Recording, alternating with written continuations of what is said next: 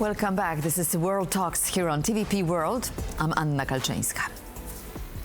Energy Europe could be the follow-up claim to the original slogan about the need for security on the old continent.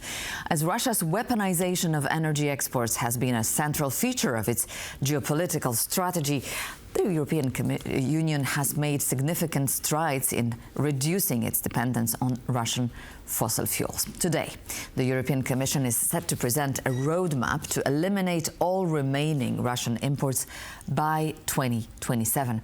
It's an absolute must, says Commission President Ursula von der Leyen, and it's truly a test for Europe's energy resilience. Adding to that, a recent widespread blackout in Spain and Portugal, which has reignited concerns over the continent's energy security and infrastructure vulnerabilities. Joining me to discuss the matter is Szymon Kardaś, Senior Policy Fellow, European Council on Foreign Relations. Good morning, sir. Good morning. And thank you for joining us. So, the European Commission is about to announce a roadmap to phase out the bloc's remaining gas ties with Moscow. But according to experts, in the absence of sanctions, it will be difficult for buyers to exit gas contracts using legal options such as force majeure. So, what are the chances of implementing these ambitious recommendations? Yeah, I mean, it is really challenging because, first of all, it would be difficult to reach a consensus regarding sanctions. It's not a coincidence that the EU did not manage, to adopt a ban on import of Russian natural gas since 2022. It would be difficult to convince all the EU member states to accept that kind of solution. So if this is not an option, and if we want to stick to the goal that was designed in 2022, we need to look for other solutions. And to be frank, it would not be difficult for Europe to survive without Russian gas. But due to those political obstacles and due to political positions of different capitals, unfortunately, the perspective of phasing out Russian natural gas completely out of the European Union would be difficult. And do you believe the EU is prepared to ensure the security, energy security for its member states? Mm-hmm. Well, it's not only the matter of the EU or EU institutions. It's a joint effort of the EU institutions on the one hand and EU member states. And the energy policies that they pursue. What should encourage us as Europeans to stick to this political goal that was designed in 2022, phasing out Russian fossil fuels completely out of EU landscape, is that actually we were quite successful in replacing significant volumes of Russian natural gas since 2022. Just to remind our viewers, in 2021, the total volume of Russian natural gas supplies to Europe was around 155 BCM, a billion cubic meters. In 2024, it was around 55. So we managed to get rid of around 100 BCM of Russian natural gas, which is quite a significant volume, which of course came at a price.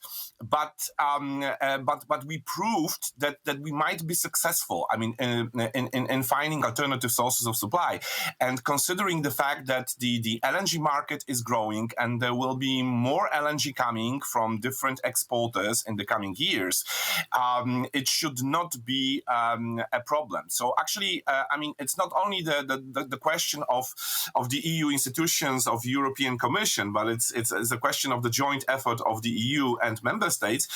But it would be doable if there is a political will. But if there isn't, the European Commission, and I'm very much looking forward to today's proposal, but I think that the European Commission should look for tools that are included in trade policy, because I mean this is an exclusive competence of the European Union. So I think that probably it would be the most effective option in terms of further decrease of Russian natural gas on the EU market. All right, but what risks and trade-offs should we expect, especially in the light of recent infrastructure failures? By the way, what is your understanding about what has happened in Portugal and Spain, and what was the reason behind the blackout?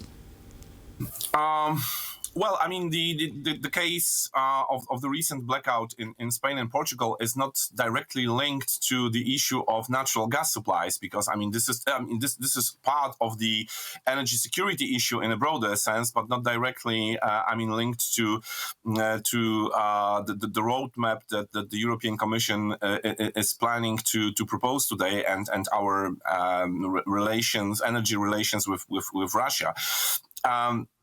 But I mean, if you ask about the reading of the situation, I mean, this is the problem of the grids, of the electricity grids in the European Union in the first place, which are quite aged and which need modernization.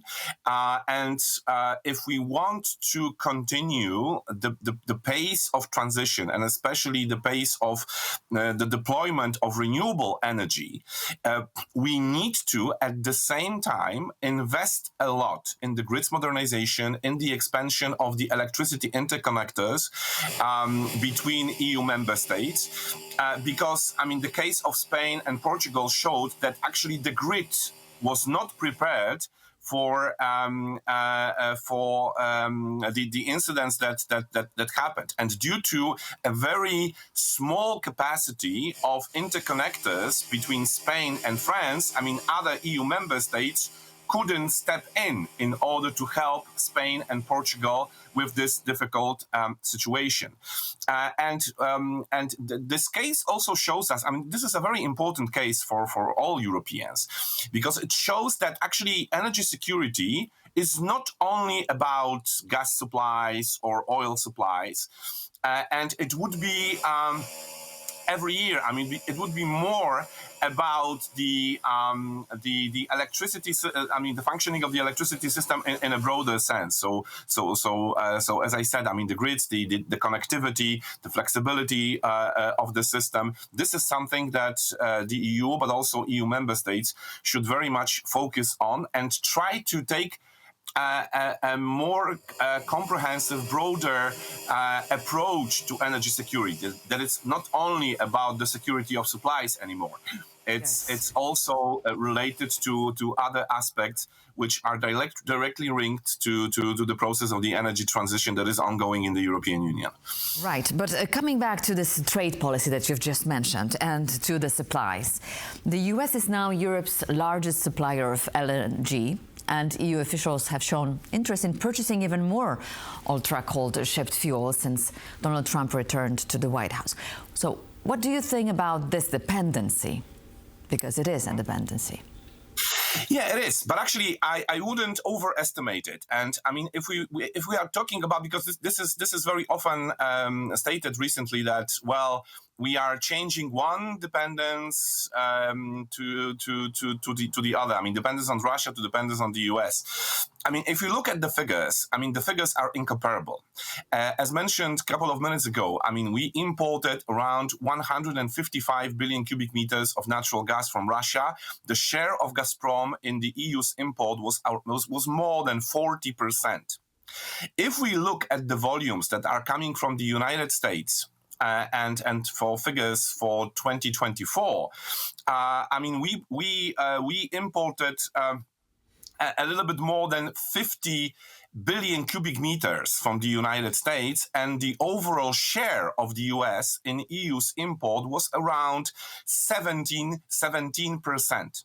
So 17% and more than 40% when it comes to our dependence on Gazprom in 2021. It's incomparable. So I do not see and many risks with respect to it. And what's more, I mean, if we look at the portfolio of importers of of natural gas to the European Union, it's very diversified. I mean, we import LNG not only from Russia, but also from other countries, from other regions. We import pipeline gas from Norway, from Algeria, from Azerbaijan. So this portfolio is very much, I mean, to a large extent diversified. And this is something actually that we wanted to achieve for many, many years. And only due to Russia's actions taken in 2022, we were forced to speed up with the diversification process. And actually now, I mean, it looks very positive. I mean, in terms of one of the key goals that we had in the European Union many years ago. All right, so we are looking forward for the measures advised by the College of Commissioners today. Szymon Kardaś, thank you so much for being with us, Senior Policy Fellow, European Council on Foreign Relations. Thank you very much. Thank you for having me. Thank you once again. And thank you for staying here with us on World Talks. Please stay tuned to TVP World for more.